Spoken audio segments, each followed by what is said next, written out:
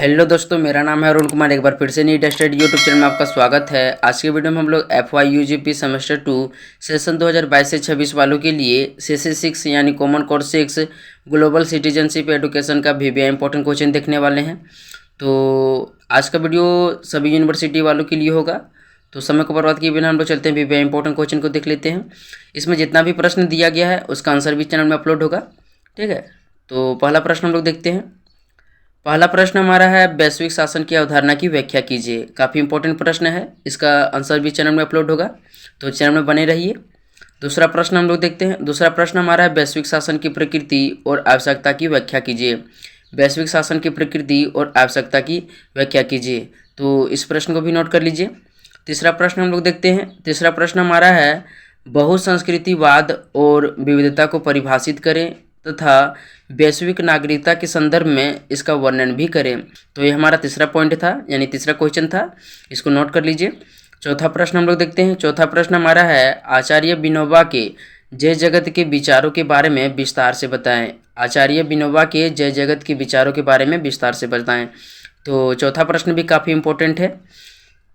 तो इन सभी प्रश्नों का आंसर इस चैनल में अपलोड होगा, ठीक है। तो चैनल में बने रहिए। क्वेश्चन नंबर 5 हम लोग देखते हैं। क्वेश्चन नंबर 5वां हमारा है, वैश्विक नागरिकता के विभिन्न सिद्धांतों की व्याख्या कीजिए। तो यह प्रश्न भी काफ़ी इंपॉर्टेंट है, इसको नोट कर लीजिए। छठा प्रश्न हम लोग देखते हैं। 6 नंबर का प्रश्न हमारा है, वैश्विक नागरिकता के अधिकारों और उत्तरदायित्वों की विस्तार से व्याख्या कीजिए। वैश्विक नागरिकता के अधिकारों और उत्तरदायित्वों की विस्तार से व्याख्या कीजिए, तो इसको नोट कर लीजिए। 7वां प्रश्न हम लोग देखते हैं। 7वां प्रश्न हमारा काफ़ी भी इंपॉर्टेंट है। सतत विकास की अवधारणा की व्याख्या करें। सतत विकास के लक्ष्य, संकेतक, उद्देश्य और लाभ क्या हैं। मतलब आपको सतत विकास की अवधारणा को बताना है, इसका लक्ष्य बताना है, संकेतक, उद्देश्य और लाभ भी बताना है। तो सतत विकास के लिए मतलब जो होगा, इससे रिलेटेड एक ना एक प्रश्न तो जरूर एग्जाम में आ जाएगा, तो इससे आप जरूर से नोट कर लीजिए। इसका आंसर भी मैं अपलोड करूँगा जल्द ही, ठीक है। तो क्वेश्चन नंबर 8 हम लोग देखते हैं। क्वेश्चन नंबर 8 हमारा है, सतत विकास में एक नागरिक की भूमिका का वर्णन करें। मतलब सतत विकास में एक नागरिक की क्या भूमिका है उसको आपको बताना है। क्वेश्चन नंबर 9 देखते हैं हम लोग। क्वेश्चन नंबर 9 हमारा है, सतत विकास के लिए शिक्षा के महत्व का वर्णन करें। सतत विकास के लिए शिक्षा के महत्व का वर्णन करें, तो काफ़ी इंपॉर्टेंट प्रश्न है। मतलब यदि हम सतत विकास करते हैं तो उसमें शिक्षा का क्या महत्व है, उसी के बारे में बताना है आपको। 10 नंबर का प्रश्न हमारा है, भारत में सतत विकास पर एक संक्षिप्त टिप्पणी लिखें। तो आपको भारत में सतत विकास पर एक संक्षिप्त टिप्पणी लिखना है। तो यह भी प्रश्न काफ़ी इंपॉर्टेंट है। यहाँ मैं बार बार बता रहा हूँ कि सतत विकास यानी सतत विकास होता क्या है, इसे भी आप समझ लीजिए। वर्तमान समय में जितने भी संसाधन हैं उसका हमें इस तरह के प्रयोग करना है कि आने वाले पीढ़ी भी इसका सही तरह से उपयोग कर सकें, उसे ही सतत विकास कहा जाता है। तो इन सभी प्रश्नों का आंसर भी चैनल में अपलोड होगा, ठीक है। क्वेश्चन नंबर 11 हमारा है, अहिंसा पर महात्मा गांधी के विचारों का वर्णन करें। तो यह भी काफ़ी इंपॉर्टेंट प्रश्न है, इसको नोट कर लीजिए। मतलब अहिंसा, जो महात्मा गांधी थे वह अहिंसा के परम पुजारी थे, उनके विचारों के बारे में बताना है। तो जितना भी प्रश्न है उसका आंसर भी आएगा। क्वेश्चन नंबर 12 हम लोग देखते हैं। क्वेश्चन नंबर 12 हमारा है, जातीयता को परिभाषित करें। जातीयता की समस्या का भी वर्णन करें। जातीयता को परिभाषित करें, जातीयता की समस्या का भी वर्णन करें। तो ये हमारा 12 नंबर का प्रश्न था। 13 नंबर का प्रश्न हम लोग देखते हैं। 13 नंबर का प्रश्न हमारा है, शरणार्थी से आप क्या समझते हैं। शरणार्थी से आप क्या समझते हैं, तो इसको नोट कर लीजिए, काफ़ी इंपॉर्टेंट प्रश्न है। 14 नंबर का प्रश्न हम लोग देखते हैं। लैंगिक समानता पर एक निबंध लिखें। 14 नंबर का प्रश्न है, लैंगिक समानता पर एक निबंध लिखें। तो यह भी काफ़ी महत्वपूर्ण प्रश्न है, इसको नोट कर लीजिए। 15 नंबर का प्रश्न हम लोग देखते हैं। तो 15 नंबर का प्रश्न हमारा है, मानव अधिकारों की सार्वभौमिक घोषणा के संदर्भ में मानव अधिकार की शिक्षा की व्याख्या करें। मानव अधिकारों की सार्वभौमिक घोषणा के संदर्भ में मानव अधिकार की शिक्षा की व्याख्या करें। तो काफ़ी इंपॉर्टेंट अधिकार है, मतलब काफ़ी इंपॉर्टेंट प्रश्न है, इसको भी नोट कर लीजिए। 16 नंबर का हम लोग प्रश्न देखते हैं। 16 नंबर का प्रश्न हमारा है, मानव अधिकार शिक्षा की अवधारणा, अर्थ और परिभाषा की व्याख्या कीजिए।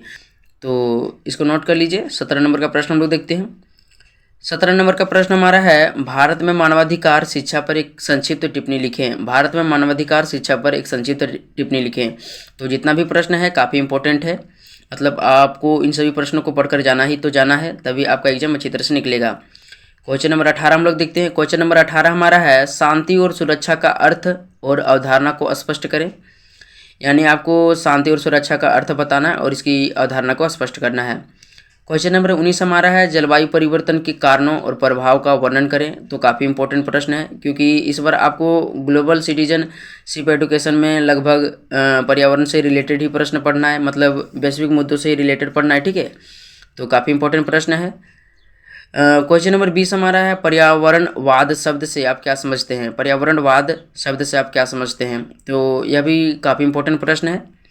21 नंबर का प्रश्न हम लोग देखते हैं। 21 नंबर का प्रश्न हमारा है पर्यावरण सामाजिक आंदोलन क्या है। भारत में विभिन्न पर्यावरण आंदोलन के बारे में बताएं। तो आपको बताना है कि पर्यावरण सामाजिक आंदोलन क्या है और जो भारत में हुए हैं पर्यावरण आंदोलन, यानी कौन कौन से आंदोलन हुए हैं, उसी के बारे में बताना है। तो मैं 2-4 आंदोलन का नाम बता देता हूँ, जैसे चिपको आंदोलन हो गया, नर्मदा बचाओ आंदोलन हो गया, वैष्णवी आंदोलन हो गया, ठीक है। तो यही हमारा जो होता है पर्यावरण सामाजिक आंदोलन होता है, यानी समाज के द्वारा जो पर्यावरण के प्रति आंदोलन होता है उसी को पर्यावरण सामाजिक आंदोलन कहा जाता है। और भारत में जितने भी आंदोलन हुए उसी के बारे में आपको बताना है। तो काफ़ी इंपॉर्टेंट प्रश्न लेकर आऊँगा, चैनल में बने रहिए। क्वेश्चन नंबर 22 हम लोग देखते हैं। क्वेश्चन नंबर 22 हमारा है पारिस्थितिकी के बारे में संक्षिप्त विवरण दे। पारिस्थितिकी के बारे में संक्षिप्त विवरण दे, यानी इकोलॉजी के बारे में आपको संक्षिप्त विवरण देना है।